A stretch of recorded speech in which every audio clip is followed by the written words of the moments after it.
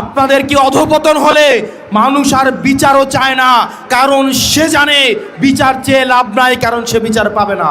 আজকে আমরা বাংলাদেশের এমন একটা সময়ে দাঁড়িয়ে বক্তব্য দিচ্ছি এখানে, যখন শিশুদেরকে করা হচ্ছে এবং বাবা বিচার চাওয়া বন্ধ করে দিয়েছে। বাবা বিচার চাচ্ছে না কি কারণে? বাবা বিচার চাচ্ছে না কারণ এই বিচার ব্যবস্থার উপরে বাবার বিশ্বাস নেই। বাবা জানে এই বিচার ব্যবস্থা নিয়ে কিছুদিন ফেসবুকে লেখালেখি হবে, রাজনীতির ময়দানে গরম বক্তব্য হবে, কিন্তু দিন শেষে বাবা তার সন্তানের কোনো বিচার পাবে না। এইখানে আমাদের চৌরাস্তায় তার সাজা দিতে হবে, মেয়ের মা যেন বারান্দা থেকে নিজ চোখে দেখতে পারে। ঘটনা ঘটার একমাত্র কারণ পানিশমেন্ট হচ্ছে না, এই জন্য একটাই উপায়, এইরকম ঘটনা বন্ধ করতে হলে একটাই কাজ, ওপেন একটা তাকে ব্যবস্থা করা হোক শর্ট নোটিসে। রাষ্ট্র কি চায় না যে দ্রুত একটা দৃষ্টান্তমূলক শাস্তি কার্যকর করে রাষ্ট্র থেকে এই অপরাধ দূরে সরিয়ে রাখতে? যদি চায় তাহলে এখানে এক সপ্তাহ সময় লাগার কারণটা কি? আসসালামু আলাইকুম। ছোট্ট বাচ্চা মেয়ে রামিসার সঙ্গে যেই ঘটনাটি ঘটেছে, আমরা চাই এই ঘটনাটি আর কারোর সঙ্গে যেন না ঘটে। অনতিবিলম্বে দ্রুততম সময়ের মধ্যে মূল আসামিকে সর্বোচ্চ শাস্তি মৃত্যুদণ্ড প্রদান করা হোক, আমরা সেটাই চাচ্ছি।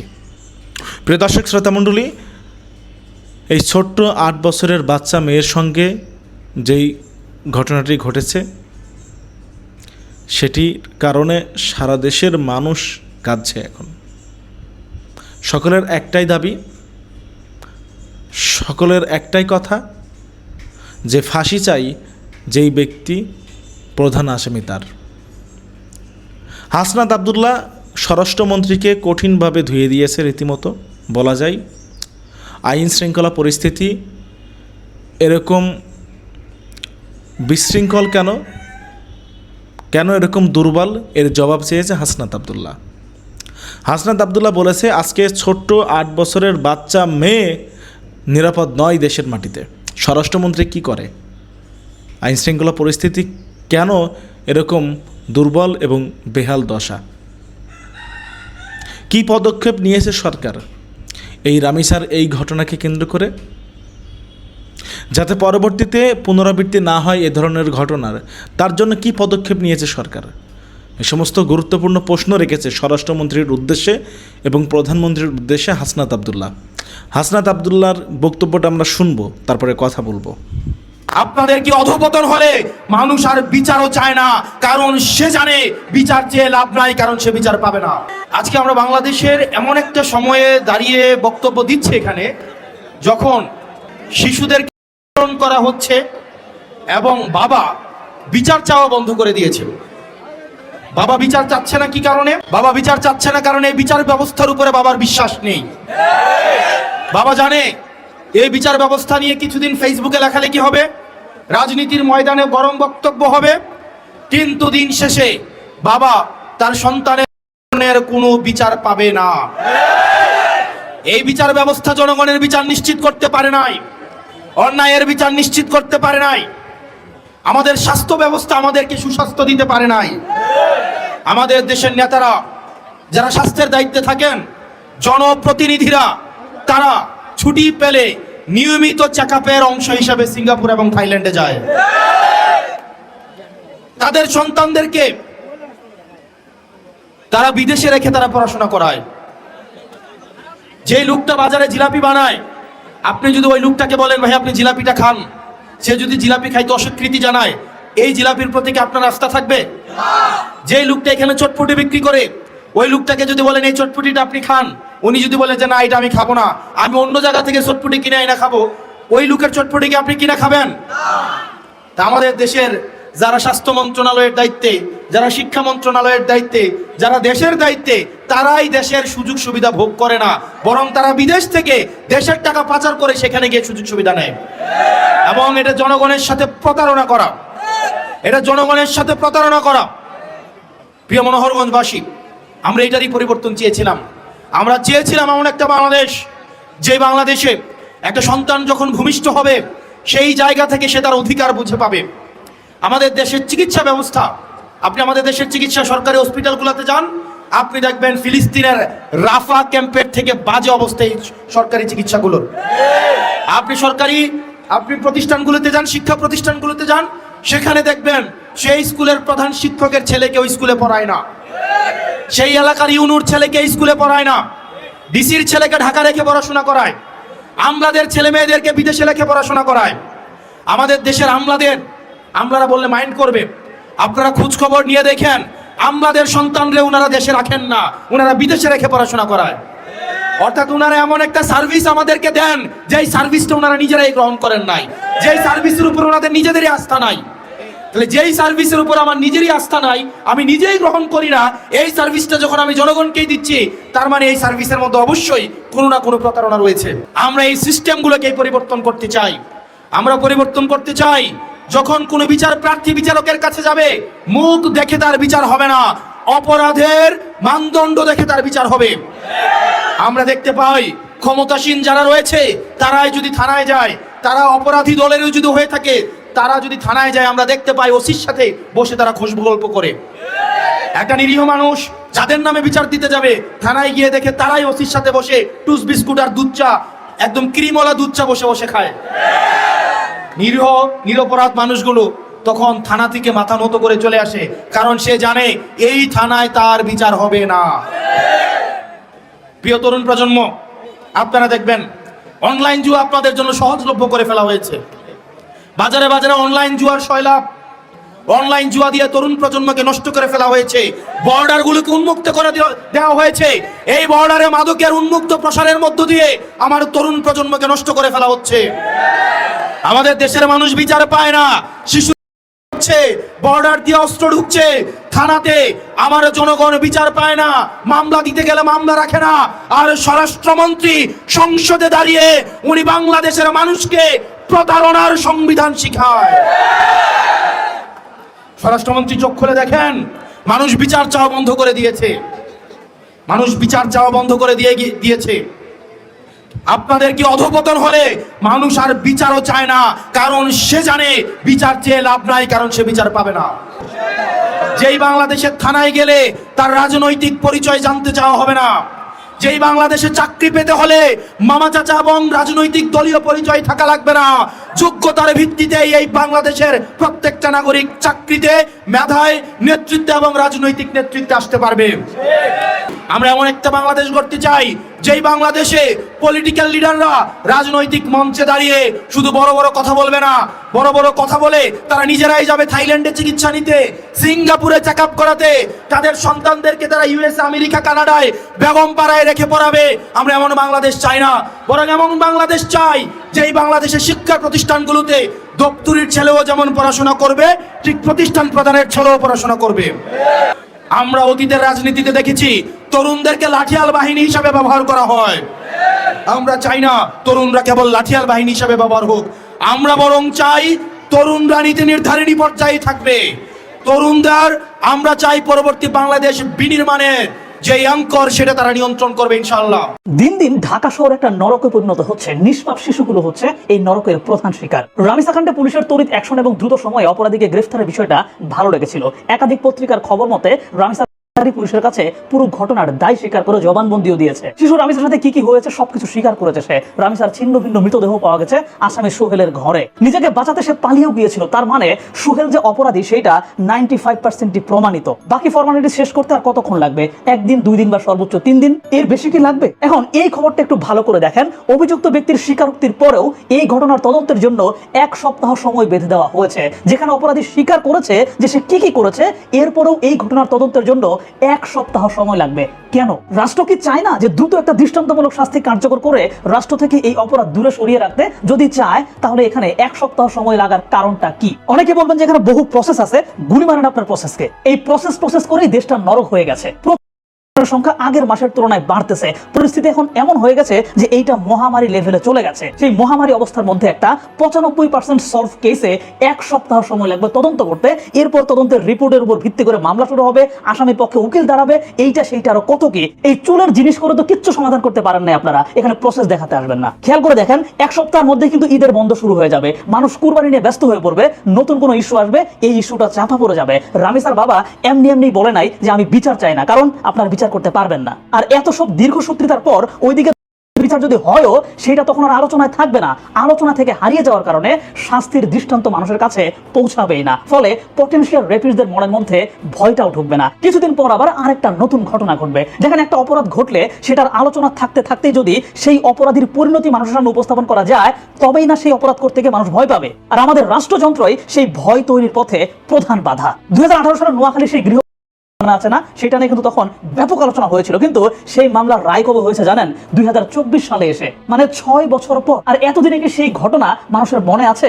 নাই। আর এই ধরনের দীর্ঘ সময় পরে গিয়ে শাস্তি দিলে সেইটা মানুষের মনের মধ্যে ভয় তৈরি করতে পারে না। আইনের কাজ কি? শাস্তির ভয় দেখিয়ে মানুষকে লাইনে আনা। শাস্তি হচ্ছে না, আর হলেও সেটা এমন সময় গিয়ে হচ্ছে মানুষ যখন কিছু জানছেই না, তাহলে ভয় পাবে কিভাবে? দেখেন, ঢাকায় ট্রাফিক সিগন্যাল আগে কেউই মানতো না, পুলিশকে 2 হাত তুলে দাঁড়িয়ে যানবাহন থামাইতে হতো, কিন্তু লাস্ট কিছুদিন যাবত সিগন্যাল না মানলে সাথে সাথেই তার নামে অটোমেটিক মামলা দেওয়া শুরু হয়ে গেছে। আর এই সব দেখে এখন ইনস্ট্যান্ট শাস্তির ভয়ে গাড়ির চালকরা কিন্তু সিগন্যাল মানতে শুরু করেছে, পুলিশকে আর 2 হাত তুলে গাড়ি থামায় রাখতে হচ্ছে না, এমন দৃষ্টান্তটাই দরকার। যাই হোক, এবার কিছু ভয়াবহ চিত্র দেখেন। 2018 সালে ঘটনা ছিল 732টি, 2019 সালে এক বছরে সেটা বেড়ে হয় 1413টি, মানে প্রায় দ্বিগুণ। 2020 সালে গিয়ে সেটা হয়ে যায় 1627টি, আর 2022 সালে 4360টি, এবং 2025 সালে সেটা 7068টির ঘরে চলে যায়। আর 2026 সালে যেভাবে শুরু হয়েছে তা 25 সালের ঘটনাকে ছাড়িয়ে যাবে খুব দ্রুতই, মানে 7 বছরের মধ্যে ধর্ষণের সংখ্যা বেড়েছে প্রায় 10 গুণের মতো। কিন্তু এখানেও একটা গুরুত্বপূর্ণ কথা আছে, এই সংখ্যা শুধু নথিভুক্ত ঘটনার সংখ্যা। আইন এবং সালিশ কেন্দ্র বলতেছে শিকার নারীদের খুব কম অংশই থানায় যান, বেশিরভাগ মামলা হয় না, কারণ লজ্জা, সামাজিক ভয়, পরিবারের চাপ, আর পুলিশের কাছে গেলে সহযোগিতা না পাওয়ার অভিজ্ঞতা। তাহলে হিসাব করে দেখেন প্রকৃত সংখ্যাটা আসলে কত, সেটা কিন্তু অনেক বেশি। আর এরপরেও যেটুকু নথিভুক্ত হচ্ছে সেটাও খুবই ভয়ঙ্কর। এখন এই সংখ্যাগত বৃদ্ধির পেছনে মূল কারণগুলো আসলে কি? একটা কারণ তো আসলে এটাই যে অপরাধের বিচার না হওয়া, আর আরেকটা কারণ হচ্ছে আমাদের পারিপার্শ্বিক সমাজ, পরিবেশ, সংস্কৃতি একটা বিশাল সংখ্যক মানুষের মনের মধ্যে হয়ে ওঠার সাইকোলজি তৈরি করে দিচ্ছে। কিভাবে? জাস্ট কয়েক লাইন একটু ব্যাখ্যা করছি, বাকিটা একা একাই বুঝে যাবেন। দেখেন, আমাদের নাটক, সিনেমা, বিজ্ঞাপন, মডেলিং ইত্যাদি সব জায়গায় নারীদেরকে দেখানো হয় পণ্য হিসেবে। সমাজের প্রতিটি স্তরে এটা এমন ভাবে দেখানো হচ্ছে যা নারীদের প্রতি একটা বড় সংখ্যক পুরুষের নেতিবাচক ধারণা তৈরি করে দিচ্ছে। এখন অনেকে আমাকে বলতে পারেন এটা তো পুরুষদের সমস্যা, আমি মেনে নিচ্ছি, কিন্তু যদি পিচ্ছি একটা ছেলে পর্দায় নারীদের সাথে ভিন্ন রকম আচরণের চিত্র বারবার দেখতে থাকে, তবে তার মনোজগতে পরিবর্তন আসবে কিনা? আসবে। তাহলে সে তো পুরুষ হয়ে ওঠার আগে থেকেই ভুল মেসেজ পেয়ে বড় হতে শুরু করলো। সে যখন অপরাধ করবে তার দোষ কি শুধুই তার উপরে দেবেন? আমি পুরো সমাজের উপরে সেই দোষ চাপাতে চাই। আমাদের সিনেমাগুলোতে বারবার কিছু কমন চিত্র দেখানো হয়। সিনেমায় নায়িকাকে একা পেলে জোর করে তাকে তুলে নিয়ে যেতে চায় ভিলেন, কোনো জঙ্গলে কোনো মেয়েকে একা পেলে সেখানে তাকে আটকে ফেলতে চায় একদল মানুষ, আবার গরিব ঘরের মেয়ের প্রতি লোভ, তাকে জোর করে উঠিয়ে নিয়ে যাওয়া, এইসব বারবার দেখানো হয়, যার ফলে জনমনে আলাদা করে একটা উদ্রেক সৃষ্টি হয় যে শক্তি খাটিয়ে, প্রভাব দেখিয়ে বা জোর করে কাউকে কাছে পাওয়াটা আসলে হয়তো বিশাল কিছু, এখানে হয়তো আলাদা উপভোগের কোনো বিষয় আছে। আর সাম্প্রতিক সময়ের সিনেমাগুলোতে জনপ্রিয় হিরোদেরকে দিয়েই এমন নেতিবাচক রোল প্লে করানো হয়। সাম্প্রতিক সময়ের দাগি সিনেমায় আফরান নিশো অন্যের স্ত্রী,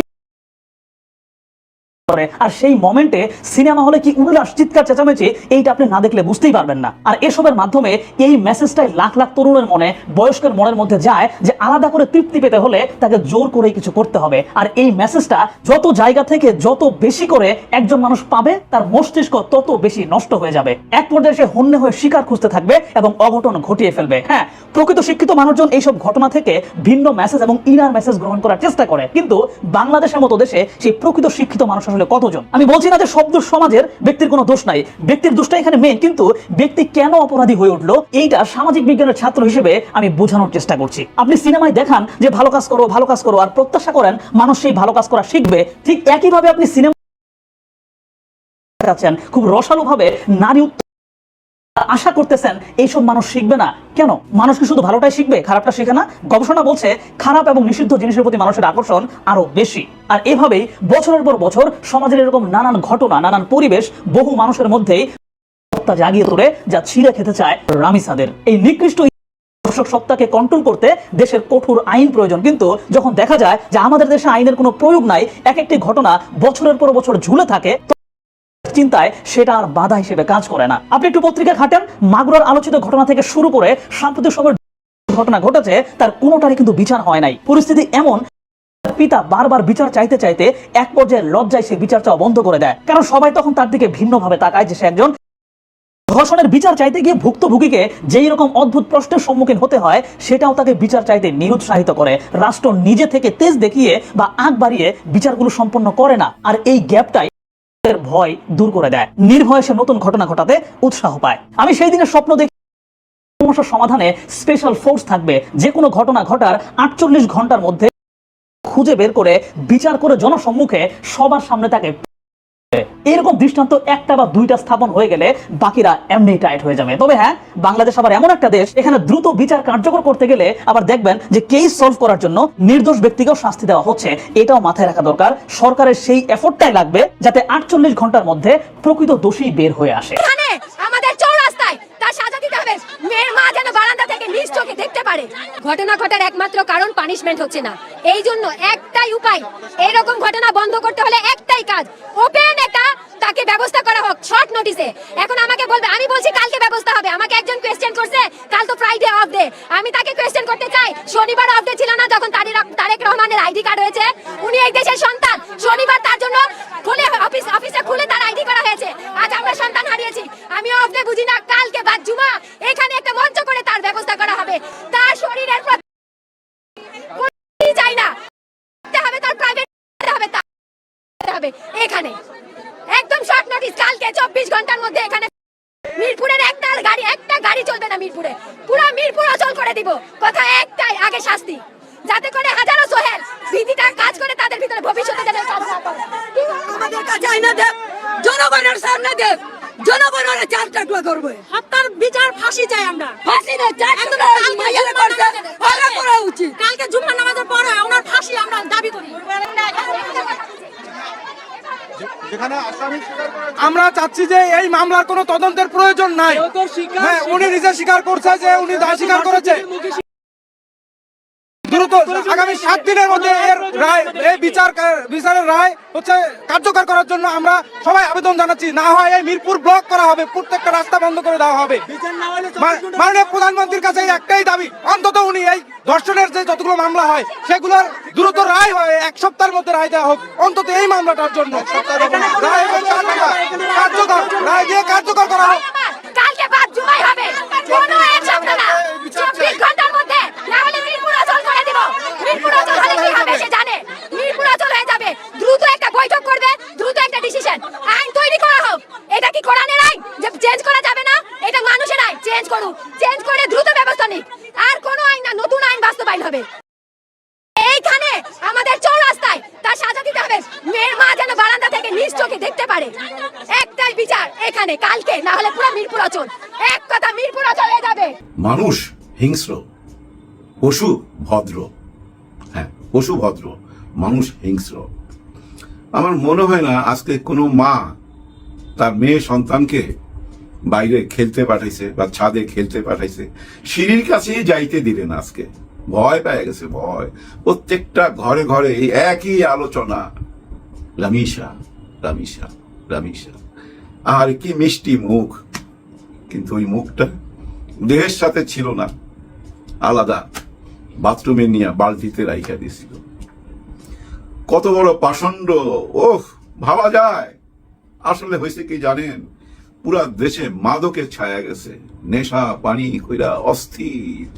কোন মানুষ সুস্থ মস্তিষ্কে, একটা 7 বছরের মেয়ে, 7 থেকে 8 বছর, ক্লাস 2-তে পড়ে, এই বছরই উঠছে ক্লাস 2-তে। বড় বোনের সঙ্গে স্কুলে যাবে, বড় বোন খুঁজতেছে, পাচ্ছে না। তারপরে তার মা খুঁজতে খুঁজতে যায়, দেখে তার একটা জুতা পার্শ্ববর্তী বাসার একটা ঘরের সামনে। দরজা টোকা, খোলে না, বাইরে দিয়া তালা নাই, ভিতরে কেউ আছে। তার মানে সন্দেহ হয়েছে মায়ের। সঙ্গে সঙ্গে চিৎকার, আশেপাশের লোক আসলো, পুলিশ আসলো।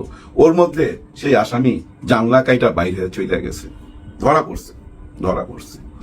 আইনের কাছে যায়, সে বলছে সবকিছু স্বীকার গেছে, কি কি করছে সবকিছু সে নিজে খুইলা বলছে। কি জুলুমটা মেয়েটার উপরে করছে, ওই শিশুটার উপরে কি জুলুমটা করছে, টোটালটা সে ম্যাজিস্ট্রেটের কাছে খুইলা বলছে। স্বীকারোক্তি তো দিয়েই দিল। তারপরে এখন দেখবেন এই মামলা চলতে থাকবে। কেউ এই মামলার হদিশ খুঁজা পাবেন না। দেখেন, রামিসার বাবা বলে আমি বিচার চাই না। কেন বলে? কারণ কি? ও দেখতেছে তো এই দেশে কোনো বিচার হচ্ছে না। গত 24 ঘন্টায় নির্যাতন হয়েছে, এর মধ্যে একজনকে যার আসামি ধরা পড়ছে, আমি হত্যা করছি, আমি জুলুম করছি, তারপরও তাকে এখন ওই জেলখানায় নিয়ে সরকারি টাকায় ভাত খাওয়াইতে হবে, রুটি খাওয়াইতে হবে, এই মামলা চলতে থাকবে। আপনাদের মনে আছে এই অন্তর্বর্তীকালীন সরকার যখন ছিল, ওইখানে একজন আইনমন্ত্রী ছিল, উনি একবার একটা মামলার ব্যাপারে কি বলছিল, হায় হায় এই আইনমন্ত্রী ভাই আসিফ নজরুল ইসলাম দেখতে কিন্তু অনেকটা ভাই বেচারা বেচারা, হ্যাঁ বেচারা বেচারা, যা গাল গপ্প মারতো একটা টাইমে, হ্যাঁ উনি যদি কোনোদিন সরকারে যাইতে পারে তাহলে এই দেশের জন্য কিছু কইরা দেখাবে। এই লোকটা কি বলছিল মনে আছে আপনাদের? 3 মাসের মধ্যে বিচার করব। কার বিচার? ওই যে একটা শ্বশুর হারামজাদা, তার ছেলের বউর ছোট্ট বোনটা, 11 বছরের বোনটা আসিয়া, হ্যাঁ খুব সম্ভবত আসিয়া নাম, ওই মেয়েটাকে কিভাবে নির্যাতন করছে মনে আছে আপনাদের? তখন এই আসিফ নজরুল এটা বলছিল 3 মাসের মধ্যে বিচার করবে। কই সে বিচার? ওই বিচার হয় নাই বইলাই তো আজকে এই অবস্থা। হ্যাঁ কোন বিচার হইতে দেখছেন? হ্যাঁ কি দেখছেন? ওই শাহবাগে যায়া কিছু সুশীল প্রতিবাদ করতে দেখছেন। প্রতিবাদ তো দেখে আসতেছি, জন্মের পর থেকেই প্রতিবাদ দেখে আসতেছি, বিচার তো দেখি না। হ্যাঁ বিচার তো দেখি না। একে কেন লালন পালন করতে হবে সরকারি টাকায়? আমরা গরিবের ট্যাক্স দিয়া একে কেন বাঁচায় রাখতে হবে? একে তো ভাই ওই শাহবাগে নিয়ে যাইতে হবে এবং সারা দেশের সমস্ত মিডিয়ার সামনে ওপেন তাকে ওইখানে, হ্যাঁ ওপেন তাকে এই পৃথিবী থেকে বিদায় করতে হবে এবং বিদায় লাগে একটু একটু করে নিতে হবে তার অঙ্গ থেকে, একটু একটু করে নিয়ে আস্তে আস্তে ধীরে ধীরে তাকে সবাই সামনে অন ক্যামেরা এই পৃথিবী থেকে বিদায় করতে হবে। এরকম দৃশ্য দেখায় দেন, দেখবেন কেউ আর সাহস পাবে না, ভয় ঢুকা যাবে। আসিফ নজরুল সেদিন যদি ওই বিচারটা কইরে ফেলতে পারতো, ওইখানে কি না করতো ডক্টর ইউনূস যে না এই বিচারটা কইরো না? 3 মাসের মধ্যে যদি ওই বিচারটা করতে পারতো না, আজকে এই বাবা বলতো না যে আমি বিচার চাই না। কারণ তোমরা 15 দিন পরই ভইলা যাইবা, এই বিচার হবে না কোনোদিন, নতুন আরেকটা ঘটনা আসবে, সেইটা নিয়ে তোমরা আলোচনা করবা। আমার মেয়ের কথা তোমরা কেউ মনে রাখবা না। আরে আমার 7 বছর, আমি 7 বছর তারে বুকে নিয়ে ঘুমাইছি, এখন আমি কিভাবে ঘুমাবো বলে কাঁদতেছে, চিৎকার করতেছে। কিন্তু সরকার কোথায়? সরকার বলতে আমি মনে করি স্বরাষ্ট্রমন্ত্রী সাহেব আপনি কোথায়? আপনি নীরব কেন? আপনার তো উচিত ছিল ওই বাবার কাছে চলে যাওয়া, ওই বাবাকে বলা হ্যাঁ আমরা বিচার করব এবং এই বিচার কইরা দেখাইতেছি 7 দিনে নাহলে 3 মাসের মধ্যে। আপনারা সবাই মিলে একটা আইন পাস করেন না, ইমার্জেন্সি ডাকেন সংসদে সবাইকে, সবাই মিলে আইন পাস করলেই তো হয় যে আমরা 90 দিনের মধ্যে এই বিচার কার্য শেষ করব এবং এই বিচারের রায় হবে ওই শাহবাগে। ওপেন, শুধু ওপেন বিচার করতে হবে। আপনারা আইন পাস করে নিলেই তো হয়। হয়তো আপনারা এটাও বলতে পারেন যে আমরা ঘরে ঘরে যাই কি পাহারা দিব? ওই যে সাগর মামলার সময় কি বলছিল শেখ হাসিনা যে আমরা কি ঘরে ঘরে যাই পাহারা দেব, ঠিক এই কথা আপনারা কি বলবেন? নিশ্চয়ই কথা বলা উচিত হবে না। এই ধরনের কথা না বইলা আপনারা অ্যাক্টিভ হন। ওই যে আপনি বলছিলেন মাদক নিয়ে 0 টলারেন্স, আর মাদক মাইনা নেওয়া হবে না। এরপরে কি মাদক থামছে? এই যে অমানুষটা এই নৃশংস কাজটা কিভাবে করতে পারছে? সুস্থ মস্তিষ্কে? না, একদমই না। মাদকের এফেক্ট, মাদক ছায়া গেছে তো। ওই যে মিরপুর মাজারে দেখেন না কি হইতাছে, ওই মাদক নিয়ে ওপেন বৃহস্পতিবারে ওইখানে আশেপাশে দেখবেন ওপেন মাদক বিক্রি হইতাছে। আশেপাশে যে হোটেলগুলোর মধ্যে এখান থেকে মেয়ে মানুষ পাওয়া যায়, হ্যাঁ এখানে সব মেয়েরা ঘোরাফেরা করে, ওই যে ভ্রাম্যমান তারা ওদের কি নিয়ে হোটেলগুলোতে চলে যাইতাছে, সারা রাত তাণ্ডব চলতেছে। কেন? আইন কানুন নাই?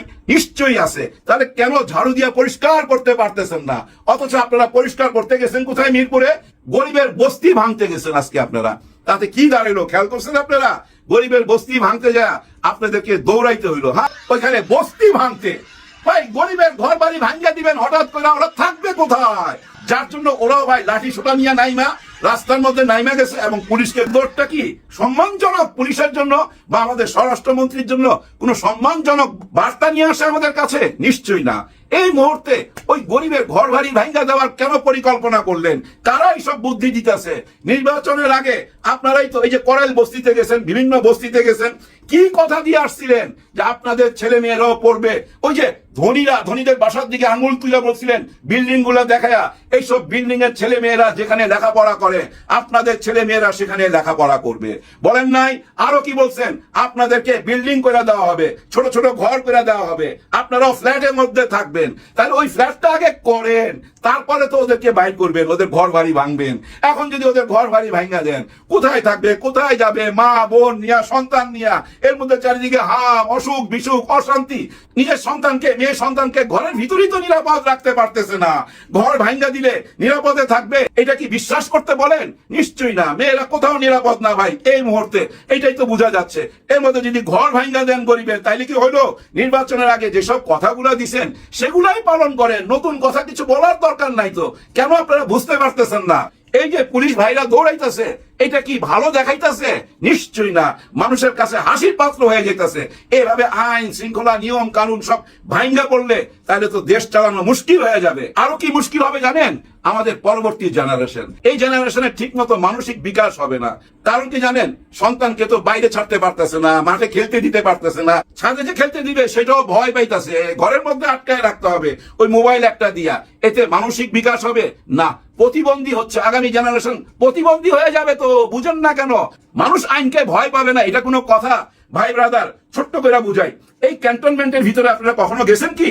যাইলে দেখবেন ওইখানে কেউ জোরে গাড়ি চালায় না, কেউ পানির পিক ফেলে না, কেউ হঠাৎ করে রাস্তা ক্রস করে না, সবাই জেব্রা ক্রসিং ইউজ করে। কারণ আইন ওইখানে ভীষণ ভাবে টাইট। এই যে দেখেন AI ক্যামেরা বসাইছে, এখন দেখেন সবাই কিন্তু ওই লাল বাতি দেখলে দাঁড়ায় যায়, জেব্রা ক্রসিং এর আগেই দাঁড়ায় যায় মামলার ভয়ে। তার মানে আইন টাইট দিছে। তেমনি ভাবে আইন টাইট দিতে হবে, ব্যবসা বন্ধ করতে হবে। আইন ব্যবসা চলে ভাই, ব্যবসা না চললে ওই যে হারামজাদার শ্বশুর 11 বছর মেয়েটাকে যা করলো তার ফাঁসি হইল না কেন? আমার তো মনে হয় 1 বছর হয়ে গেল, তার বিচার হইল না কেন? তার মানে কি জানেন? ওই বিচার মামলা নিয়ে ওইখানে বাণিজ্য চলে। এই পশুগুলার পাশে অনেকেই কালো কোট পয়রা এসে দাঁড়ায় যায় তাদেরকে বাঁচাইবার জন্য। এরা তখন বাঁচার জন্য জমি বাড়ি সবকিছু বেচা মামলা চালাইতে থাকে। আমি একবার শুনছিলাম একজন উকিলের মুখে, উনি বলতেছিল কি ভয়াবহ কথা শুনেন। উনি কি বলতেছে? যে মারা গেছে সে তো মইরাই গেছে, আর যে জীবিত আছে তাকে মাইরা ফেলাইতে হবে কেন? তাকে হত্যা করতে হবে কেন? আইন তাকে বাঁচার অধিকার তো দেয়। এরকম যুক্তি দিতেছিল। চিন্তা করছেন কি ভয়াবহ কথা? জুলুমকারী নিজে বলতেছে আমি জুলুম করছি। আমার তো মনে হয় 36 ঘন্টার মধ্যে শাহবাগ আইনা ওর বিচার কার্যকর সবাই সামনে দেখানো উচিত। একজন মেয়ের বাপ হিসেবে আমি এই দাবি রেখে গেলাম আপনাদের কাছে। প্রিয় দর্শক শ্রোতা, আপনারা জানিয়ে যাবেন আসলে কি বলবেন। আসলে বলার আর কিছু না। আজকে ছোট্ট 8 বছরের শিশু মেয়ে রামিসা, তাকে এভাবে নির্মমতার সঙ্গে দুনিয়া থেকে বিদায় নিতে হলো।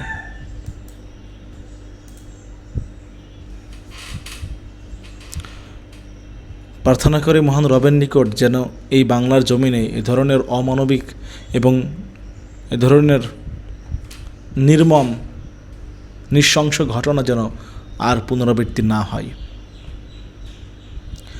এবং যেই প্রধান আসামি সোহেল, তার জবানবন্দি নেওয়া হয়েছে।